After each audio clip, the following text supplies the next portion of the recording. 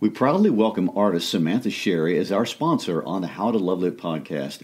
Sam is a world-class artist specializing in animal portraits. We invite you to check out her work at samanthasherry.com. Tell her Christian Gary sent you. Again, samanthasherry.com.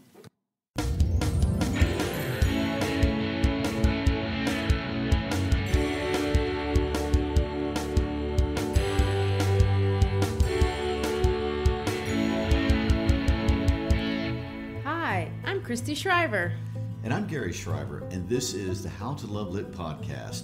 The podcast designed to approach the Western literature most commonly taught in secondary schools around the globe through the lens of history, psychology, and general literary analysis. We hope that whether you're reading the book for the first time as a young student or a lifelong learner, or whether you teach this book every year, we give you something new and interesting to think about. Today, we're exploring the final two chapters and the most interesting themes of Steinbeck's most widely read book of Mice and Men. But first, before we do, we must have the Christy fun fact. Okay. Again, this is by request. You may not know that Christy has a minor degree in Russian. Oh, that's true. Long time ago. I don't speak it much anymore, or at all. But I did a tour of duty in the great city of Almaty in Kazakhstan back in the day. There you go. We even have a copy of Pravda hanging up on the wall in our in our den. Of course, I have no idea what it says, and part of the reason why you don't speak Russian is because I don't speak Russian. Well, that's okay. Anyway, if you're listening to this podcast the day it's released, then tomorrow is the last day of September.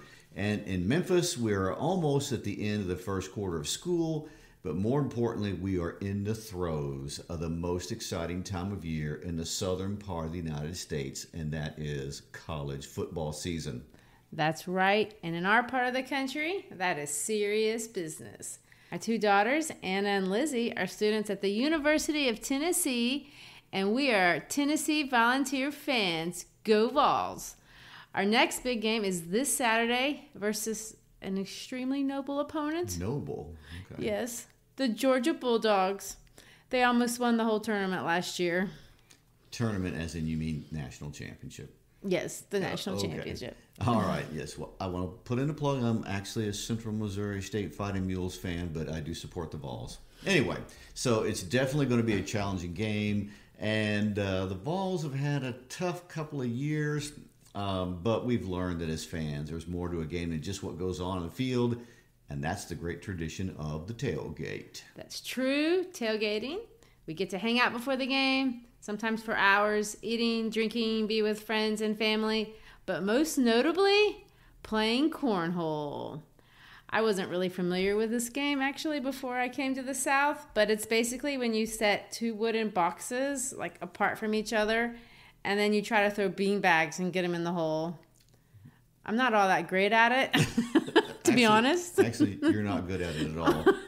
But I still play. But you get amazingly lucky. Yes, that's true. Anyway, there's even a national championship that they show for this game on ESPN, which is hilarious. So that's our kind of segue into our discussion today, because I kind of think if Crooks were a real person, he would totally rock cornhole and be the champ. Instead of being the horseshoe pitching champion? Yeah, he'd convert. I was wondering how we were going to segue that to Steinbeck's great work from SEC football. But anyway. Well, we're opening up our chapter, and they're playing a game. Okay. Crooks is schooling all the other ranch hands in this Sunday afternoon game of horseshoes. Right, and that's what's going on at the beginning of Chapter 5. So we open what is probably Sunday afternoon entertainment, and everybody's around playing the game. So, Christy, how are we going to break down our discussion starting with that today? That's exactly where we're going to start. But before that, I would like us, because this is the last episode for this book, to kind of recap everything that's happened up to this point. Remember in chapters 1 and 2, we opened up with this kind of semi-garden-like Eden experience where nature is at peace. And George and Lenny spend their first night together by the Salinas River under the view of the beautiful Gabalan, I guess that's how you would pronounce it. I don't know how to pronounce those mountains out there in California. We learned that Lenny has a fascination with petting soft things, and he likes to carry around a dead mouse in his pocket if he can get away with it.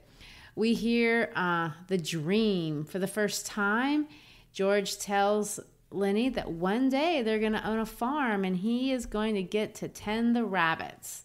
In chapter 2, they arrive walking down this lonely road to this isolated ranch and enter a bunkhouse, which is basically a community of itinerant workers who are there at this ranch, quote, bucking barley, as they say. We're going to meet a series of people. Several of them have severe deficiencies, either personality-wise or even physically. We have Candy, Crooks, Curly's wife, and Carlson. We also are going to meet Whit, and of course the king of the ranch, Slim. And we learn that most interestingly of the characters, I kind of think is Curly, because he's a small man, a great boxer, and he likes to beat up big guys. And his wife, who will remain nameless, they call her a tart. A tart. And a Lulu. Which is their word for a sketchy woman. Okay. And in chapter 3, we find out that Lenny and George have had to leave Weed, California, because Lenny touched a girl's dress and she cried rape. So Slim gives Lenny a puppy. Carlson kills Candy's dog. Candy wants to come with Lenny and George to buy the Dream Ranch. But the most interesting thing that happens is Curly picks on Lenny and George tells Lenny to get him. So Lenny crushes Curly's hand, and Curly has to be taken to the hospital, leaving Lenny to wonder if that means he wasn't going to get to tend the rabbits. And in chapter 4, all the guys go out of town to Susie's place, leaving behind Candy and Crooks and Lenny. So Lenny is going to wander into Crook's room that is outside in the barn, away from the others because he's black, as Crook tries to explain, and this completely goes over Lenny's head. It is through the articulate voice of Crooks that Steinbeck voices the idea that so many people are wandering about lonely, looking to fill the dream, and they just never do. Lenny, of course, can't understand the thing that Crooks is talking about, and talks about him and George's dream. Crooks, for a brief moment, once into the dream, and is crushed with the advent of Curly's wife showing up. She comes in mostly out of boredom, but ends up using all kinds of hideously offensive language to intimidate and belittle Crooks before being run off by Candy with the threat of the other men coming around. And that brings us to chapter 5, where we're going to open our discussion today. In the past episodes, we've kind of gone through the analysis on the front end of the discussions of the chapters, but today I think we need to kind of reverse that. So let's kind of talk through chapters 5 and 6, and then we can discuss some of the most commonly themes that people are developing in their discussions of this book in schools across the world, and see what you think is the most interesting takeaway from this book, because I feel like it's a little bit controversial. And why is this particular book one of the most widely read American books in the whole world, which to me in some ways is kind of a very unusual selection. So in chapter 5 opens up, like all the other chapters, with this description of the natural environment. We're going to be back in the barn. It's Sunday afternoon. All the field hands are outside except for Lenny. I want to point out that at this point, George is just one of the guys. He's not taking care of Lenny. He's left Lenny unsupervised to play with the puppy, and Lenny has done a bad thing. Yes, Lenny has. Lenny does what he did with the mouse. He pets the puppy too hard, and he pets the puppy to death in the barn, and he's interestingly angry at the puppy because the puppy has died while being petted. He's too little. Yes. And in the course of this conversation between Lenny and the puppy that he's just killed, now we will enter Curly's wife one more time into the barn. And she wants to talk, but Lenny says no, and Lenny's terrified that if George finds out, that George will be upset with him and George won't let him tend rabbits. and all those kind of things. He's already worried about having petted the puppy to death, and now he's talking to the one person that George has totally forbidden him to talk to. And she tries several times to bring him in, and he really is resistant. And she keeps saying, I get lonely. You can talk to people, but I can't talk to nobody but Curly, else he gets mad. How'd you like to talk to not to talk to anybody? And of course, Lenny, you can't use those kind of tactics on him. I ain't supposed to. George is scared I'll get in trouble. So he's super focused, and he's really trying to, and you see this all the time with Lenny, he's trying to not do the right thing. So she's going to counteract really by telling her story. She is, and Lenny's a sounding board. He's not even really a participant. So she talks about how she could have been famous. She could have been in the pictures. And then she talks about how she met Curly and ended up marrying him very quickly. And she's going to confide in Lenny that she doesn't even really like Curly. That he ain't a nice fella, which of course we've seen that. Well, true. And so you want to know, then why did you marry him nearly the day you met him? But anyway, that's part of the tragedy of this character that's supposed to be set up. True. And then of course he tries to explain to her, we're going to have a little place. I'm going to have a house and a garden and a place for alfalfa, and the alfalfa's for the rabbits, and I could take a sack of rabbits and get it all full, and then I'll take it to the rabbits. And there's where we're going to get dangerously close to what becomes a very sad incident, because she kind of goes on to, well, what do you like about rabbits? And he's going to say, well, I like to pet things, and I like to pet things that are soft. And she's going to say, well, everybody does. Look at my hair. Pet my hair. And he says, I like to feel silk and velvet and all those things. And so, yeah, we've got the setup, and so we know what's coming. So I guess we just get to the point. Lenny does what Lenny does. Lenny has no impulse control, and when he panics and he gets scared, he has no reasoning ability. And so Curly's wife begins to think he's too aggressive, and she panics and she starts to scream, and then what happens? And then Lenny was in a panic. His face was contorted. I'm going to just read it straight. Yeah. She screamed. Then as Lenny's other hand closed over her mouth and nose, please don't, she begged. Oh, please don't do that, he says. George will be mad. She's going to struggle violently, and then it all ends with he's going to say, don't you go yelling. And he's going to shake her, and her body flopped like a fish. And then she was still, for Lenny had broken her neck. Which is probably one of the most well-known points of the whole story. True. But you shouldn't overlook the very next thing that he says. Well, after he notices that she's dead, and he's going to kind of blame her, and he's going to realize he's taken it too far. I done a real bad thing. I shouldn't have did that. George will be mad. And he said, and hide in the brush till he come. He's gonna be mad in the brush till he come.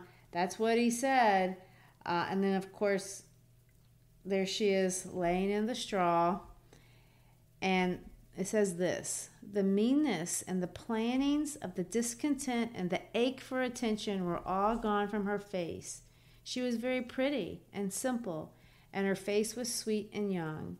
Now her rouged cheeks and her reddened lips made her seem alive and sleeping very lightly.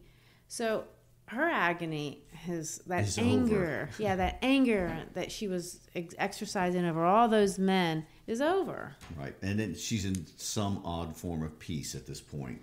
I think that's what we're supposed to see. Candy's going to walk in. He's going to see, oh dear, not good. And he finds the wife and initially thinks she's sleeping. Then he panics and he goes out to find George, because they all immediately assume one person was responsible for this. And I want to point out that Candy talks about his greatest fear. He's going to say... He does. Let me set this up. In the midst of a murdered woman laying there on the ground and then panicking, trying to figure out what to do, what is Candy's worst fear? You and me can get that little place, can't we, George? I think they're fixated. His dream. He said, no, my dream's going to be gone too. And George is going to say, I think I knowed from the very first. I think I knowed we never do her. He used to like to hear about it so much, but I got to thinking maybe we would. Oh my gosh. Well, and so not only are they dealing with the tragedy of this woman's death, they're dealing with the tragedy of the death of all that they had hoped for in their future. And George is going to sit there through this page and process what he wants to do. And he's going to say, Lenny never done it in meanness. All the time he done bad things, but he never done them mean. Now listen, we got to tell the guys. They got to bring him in, I guess. They ain't no way out. Maybe they won't hurt him. I ain't going to let him hurt Lenny. Now you listen. And they kind of make this plan. And he's going to tell him, I'm going to walk out. Then you get the guys. You're going to walk in. And we're going to go from there, but we don't really know what that means. Well, the plan is George doesn't want to look like he was there for the death and get implicated. So he's going to go away. They'll tell the group, and then George will be brought back in. But we're going to find out there's a reason why George wants to leave here in just a moment. So they agree to the plan. George leaves, but here's what's interesting. Candy stays behind to curse the dead body of Curly's wife. Right. And, he calls her a tramp, and you mess things up. You wasn't no good. You ain't no good now, you lousy tart. And I'm thinking, wow, what anger right there to curse the dead person. Because she took something from him. I could have hoed in the garden and washed dishes for them guys. And so he realizes she stole his dream too. And it says in the end of the paragraph, his eyes blinded with tears, and he turned and went weakly out of the barn, and he rubbed his bristly whiskers with his wrist stump. So they all know whatever dream we had put together in the last two chapters is now dissipated. Of course, Curly's going to come in, and he's not sad that his wife is dead. He's angry and because his honor has been besmirched, I guess. He's very sensitive about his besmirchment of honor. No, none of that. So he's going to go get a gun, and it's clear that there's only one plan. And the plan is we're going to shoot him. Right. And Carlson will run back to the bunkhouse to try to get his gun to be part of the whole mob. And that's the end. They leave Candy behind, laying in the hay, and they go off to hunt Lenny down. That's chapter 5. Right. It moves much more quickly than the last few chapters we've talked about.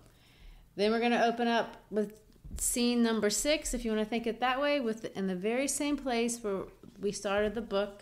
We've come full circle. We're down by the deep green pool of the Salinas River. It's late and it's beautiful.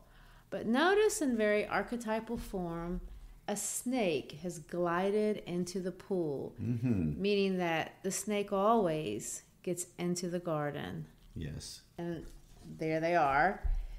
Lenny's there thinking about George going to wear him out. He's going to get in trouble, and he begins to hallucinate, which I'm not really informed, to be honest, about what all these hallucinations mean. And they were cut out of the play when it was performed. So I don't know for what reason they're here and what reason they were taken out.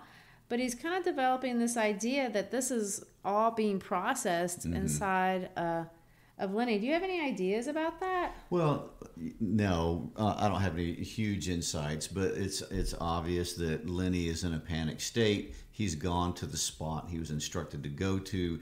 He's waiting to be in deep trouble with George.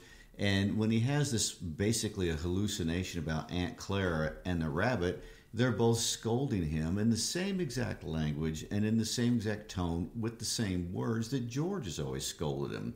So he's just got this internal war going on in his state of panic, and it's just more the same. You've messed everything up for everybody. You're no good. We've always knew you would cause problems, that whole story. And he never means to be bad, and he knows he can't stop himself, and he knows he can't control whatever it is, but he knows that it's a bad problem. Right. So we get to this. George comes quietly out of the brush, and there's a rabbit that's kind of scuttling back into Lenny's brain, like the big rabbit. So he's coming out of the hallucination into the reality, and Lenny's expecting to get worn out, just like what happened at the beginning of the chapter when he had the dead mouse. He can't realize or doesn't realize that this isn't the same at all. No, and George's demeanor has changed dramatically. He's calm, he's resolved, he's actually patient at this point. And so he sits down and he says, I'm not mad at you. And they go through a very sweet discussion, and they're going to go back over everything that he did, and he's going to say, we're not like the other guys. Guys like us got no family. They make a little steak and then they blow it in. They ain't got nobody in the world that gives a hoot in hell about them. But not us. Tell about us now. And George is going to say, not us. Because I got you and I got you. And of course, you're supposed to have just tears in your eyes because right. You know what George is about to do. But Lenny doesn't. He's going to say, we got each other. And that gives a hoot in hell about us, Lenny cried in triumph. And then they have a short discussion about the dream. Mm-hmm. And he tells Lenny to look up into the mountains as he tells them the story. And he's going to say, we got a little place. And he reaches in the side pocket and he brings out Carlson's Luger. He snaps off the safety and the handgun lay on the ground behind Lenny's back. He looked at the back of Lenny's head, at the place where the spine and skull were joined. And they can hear in the background the men are coming. So George is going to say, go on. George raised the gun and his hand shook. He dropped his hand to the ground again. And Lenny's going to say, go on. And you have this irony because he wants him to say, go on with the dream. Story. But what really is going to happen, he's going to go on with shooting him. Yes, and he pulls the trigger and he shoots Lenny in the exact same spot that Carlson had shot Candy's dog. I don't know if there's any symmetry to the story there, but there's the tragedy. And then all the men show up after the deed is done. Yeah, and then of course they have to have the story. You know, George is going to lie, and Carlson's going to say, how'd you do it? George is going to say, I just done it. Did he have my gun? Yeah, he had your gun. And you got it away from him, and you took it and killed him? Yeah, that's how. So Carlson kind of creates the fiction. And then we have kind of an interesting way to end the book. Slim is going to come up to him, and he say, come on, George. Me and you'll go in and get a drink. And he's going to say, you had to do it, George. I swear you had to. Come on with me. And he's going to lead George away. Curly and Carlson are going to look back at him. And Carlson gets the last line of the whole book. Which is so strange. You want to read it? Slim says, you had to, George. I swear you had to. Come on with me. He led George into the entrance of the trail and up toward the highway. And the last sentences of the book are, Curly and Carlson looked after them, and Carlson said, now what the hell you suppose is eating them two guys? And the story ends. It's just awful. Well, I'm going to guess what's bothering them. Well, two people dying in the same day. Tragically, that's troublesome. Carlson has no feeling, and Curly there next to him. No, they represent all the detached empathy or lack of empathy in the whole story. So we've gone through the book chapter by chapter, and I want us to talk about the themes kind of in a similar way. Major theme by major theme, and of course there could be themes that we won't hit on that people have discussed. There's many, many ways to kind of look at this book. So I want to start with the most obvious, which is the title. And I haven't really brought up the title much because next week we're going to do an entire episode on Robert Burns and the poem To a Mouse, which connects to this book because that's where the line from the title comes from. So there's a poem called To a Mouse written by this Scottish poet named Robert Burns. And this is the stanza that the phrase is taken from. You want to read it? Yes. But mouse, you are not alone. Improving foresight may be vain. The best laid schemes of mice and men go often askew and leave us nothing but grief and pain for promised joy. So the idea in the poem, it's kind of a very naturalistic idea, but the idea that Burns was talking about is sometimes no matter what your dreams or your plans are, there's really nothing you can do. Fate just runs its course. You can have the best laid scheme, and it can go awry. And we see this in the book. We see in the beginning they have a plan in chapter 1. We hear George tell Lenny his dream, and then the last thing that George tells Lenny is his dream. But unfortunately, it's right before he shoots him in the head. Yes.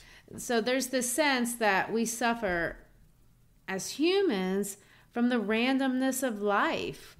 Kind of like the randomness of all those solitaire games that George keeps playing in the bunkhouse. There's no real rhyme or reason as to why some people win or some people lose, or why some plans work and some plans are sabotaged. We can be killed because of our innocence and because of our own frailty. And I think we see this in the character of Lenny. He has this real big handicap, but yet he's innocent, but he's also strong, but he's also frail. So in some ways, Lenny is kind of like the mouse in Burns' poem, except that in real life, we're not mice. We're not subject to whims like mice. We're people.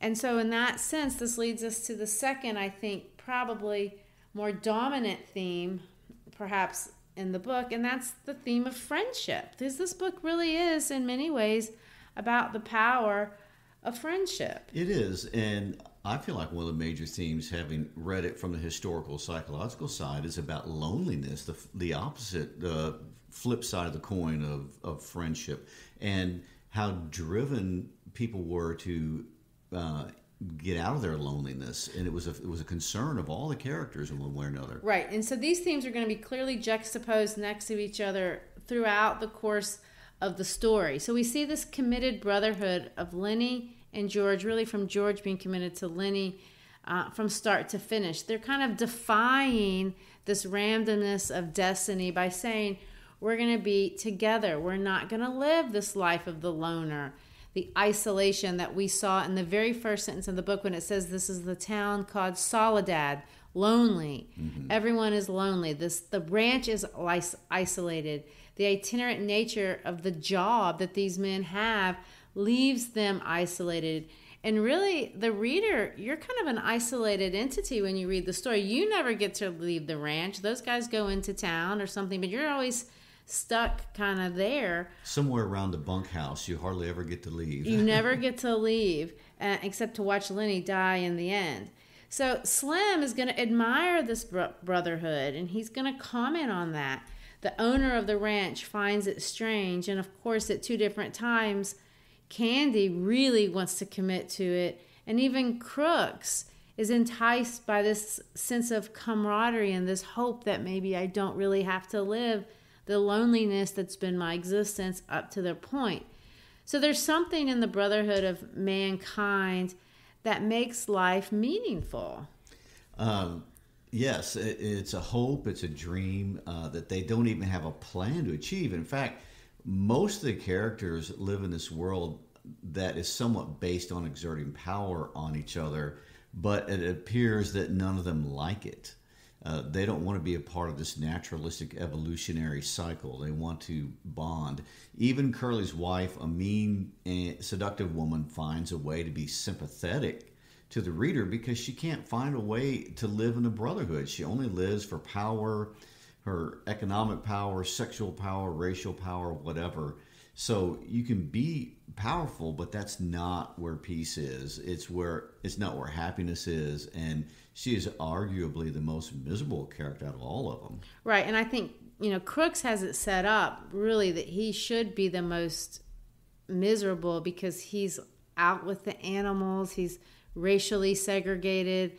He's never really had much. He said he was raised in isolation before he got to the ranch, but he still has something that she doesn't have. She's completely, totally alone, and she's mean because of it. So this brings us to the most obvious thematic motif that we've already talked about, just the pervasiveness of loneliness among humanity. Yeah. And that's something that people identify with even today. Everyone is lonely in this book, and Steinbeck really strikes at that. people are going through life for whatever reason. It could be their own fault. It can maybe Curly's wife, you could say to some degree it's her fault. Maybe it isn't. Maybe it's the social constructs. Certainly prejudice plays a role.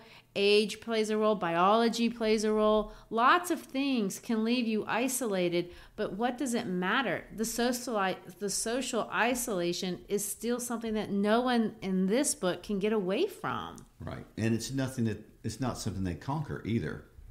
No, they don't conquer it. You see this pursuit, and kind of you see this maybe with the animals and the rabbits and the mice. We're looking, but it's super elusive. It's almost imaginary to a lot of people, which brings us to the real cliched, I feel like, concept. When I hear people talk about this book, the first thing they always say is, oh, it's a book about the death of the American dream.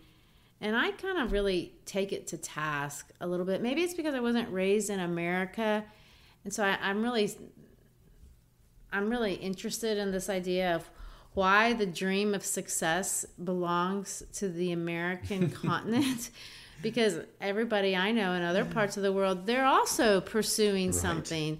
And they're pursuing to make the best for themselves, the best for this family, to have upward mobility. So America, sure, we've been in a place where a lot of people have found that, and that's great. But it's not the only place where that dream exists. That's true. And I don't like the cliche either, the death of the American dream. And I don't like it because it's poorly defined, I feel like, especially even as a literary device. I know they say it to invoke a sadness or a sense of loss or wistfulness, but and people can go, oh yeah, that is sad. But I want to make this comment about the American dream, and this is not original to me. This is an idea that I've found in research. It says the American dream, first of all, was a concept that was written by a guy named James Adams in 1931. Interesting that he would coin this phrase around this time in the worst part of the Depression. 32 was the worst year of the Depression. Anyway, this is a vague definition of what we loosely define as the American dream.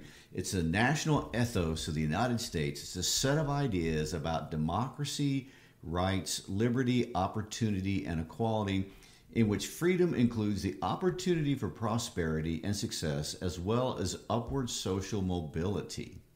Okay? Life should be better and richer and fuller for everyone, with opportunity for each according to ability or achievement, regardless of social class or circumstances of birth. So, it's a dream. Well, of course it's a dream, and it has all the aspects of most dreams. It's like, it's elusive.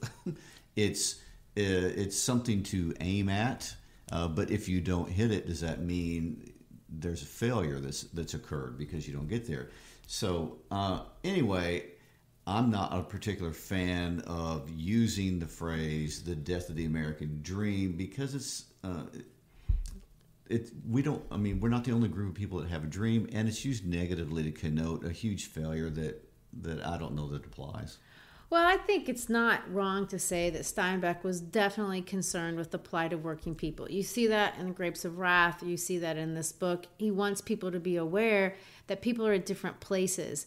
And to me, that in and of itself is engaging the dream in a very American way. You see this egalitarianism coming through, that there are groups of people that have been marginalized maybe, and it's part of our national constitution to be reflective enough to try to bring everyone in as much as possible. And that's something that you can be proud of. And sure, it's not going to be perfect. It's not perfect. It's still not perfect. I mean, this is, 90, 80 years later, and we're still struggling because we all like to come up with a system that brings good people up and puts bad people down, but how do you keep the Curleys down and the good people up? It's just not easy to do. Well, we're dangerously close to delving off into politicalization of this book at this point, so I'm going to pull us back in right here and just say that history has a very long arc, and the dream gets reinterpreted by every generation. To go back to Steinbeck, when he's talking about well, let me say this. If the death of the American dream applies to this book, it's him lamenting it. He has not gone to a call for action. He has not taken a political stance that says this is how we get the American dream back. He didn't do any of that. He just says this is the disappointing end of life. So therefore, my conclusion is I don't come away from this feeling like the death of the American dream is a significant theme to this book. Well, it's definitely not what's going to make it last through generations. So I feel like there's got to be something deeper there. And I really think it comes down to this. Now, this is my opinion. Lots of people have different opinions. And this is something that you can take to your book club and really talk about, because there are some unanswered questions when it comes to how this book ends. But you have to look at this book in a very naturalistic way, because that's how it was designed to be looked at. So Steinbeck is looking at this book to see people as they really, truly are. So you see that on one side, but on the other side, it's an allegory. In other words, these people are bigger than what we really are. Each character is a type of a person. And when you look at all the different types, you have to come back to George Milton. Mm-hmm. George Milton is the everyman. In other words, anybody can substitute their spot in the book with George. Yes, you're George. So you're supposed to be thinking about this final chapter and asking yourself the question, what would I do? Because George is stuck in this existential double bind. He loves this guy, his friend. He's been taking care of him for years. But there's another part of George that wants to be with the guys. He talks about it all the time. He rails, I could be this. Mm-hmm. So George has two conflicting dreams that rage inside of him, just like every one of us. That's the humanity. It's not easy to resolve all these problems inside of you. So what do? He takes responsibility and he makes a choice. There's no doubt when you read this chapter a couple times that when he went back to that bunkhouse, he was getting that gun to kill Lenny. You know, you could say, oh, he's trying to defend himself against Curly, but I don't think there's any indication that was ever his plan. Well, you bring up a great point. George has two dreams, and when you have two dreams that conflict, you're in what's called a state of cognitive dissonance, and people can't be comfortable in cognitive dissonance. They have to resolve one way or another. And you have to make a decision. And sometimes the decision isn't easy. And Steinbeck does not judge George. You don't walk away with a sense of condemnation, even though murdering your best friend is, to some degree, really a bad thing to do. It is. But interestingly enough, after he shoots Lenny, Slim, who is the king of the ranch, gives him grace. He gives him grace. And saying, like, the king says, you're a human. Yes, you are a fallen man. Yes, that was, maybe an imperfect choice, but it doesn't make you a bad person. And to me, that's how this book ends in a positive way, because we all will find ourselves in places in our lives where we feel like we have no good choice. This is bad. And if I do this, I'm going to hurt this person. If I do that, I'm going to hurt myself, or I'm going to hurt this other person. And you're stuck with making an impossible choice. And you can live in a lot of guilt for the rest of your life for the choice that you made. And Steinbeck is letting you off the hook. Which I think ultimately is what speaks to people around the world when they read the book. They have put themselves in George's position. They have their own experience of difficult choices, and at the end, Steinbeck doesn't offer judgment. You're okay. You're okay. Sorry you had to go through that, and that's bad. But in this world, that's what happens. And he walks off, and Slim puts his arm around George, saying, and you can still live in companionship and friendship. You don't have to be alone. And that's a nice message for all of us. Well, do you think that sums up the book for us? We gave it a go. We did. And, it'd be interesting to hear people's opinions on this and any feedback. Now, I would like to say that finishes up of Mice and Men for us. Like we said, next week we're going to do a poetry supplement from Robert Burns' poem. But I would like to say that we've been reading some dark literature for the past few books. That's true. And, we've gotten into naturalism, and we've gotten into a lot of postmodernism and all different kind of The things. evil of man. The isolation of man, all these things. So we're going to take a different direction on the next book. So, Christy, tell us about the next book that will not be this heavy. I'm excited about this next book. It's The Alchemist by Paulo Coelho, one of Brazil's most celebrated and probably most widely read author. This was his breakout book, the book that made him famous. It's a positive book, and I really think it's not as well read or well known, maybe as of Mice and Men, but I really think you're going to enjoy it. So come with us, and let's jump in to some little Latin, even though this takes place in Spain, but it's Okay. it's the writer's Latin, and we will have some fun. Okay, well, great. So if you enjoyed being with us for Mice and Men, come along with us for The Alchemist as we go down that road, and catch up with us when we talk about Robert Burns' famous poem. And please join us on Facebook, join us on Instagram, check out our webpage, howtolovelitpodcast.com. If you're an educator, we have teaching materials that you can use for every episode we put out. So join along with us, and we love having you along for the ride. Peace out.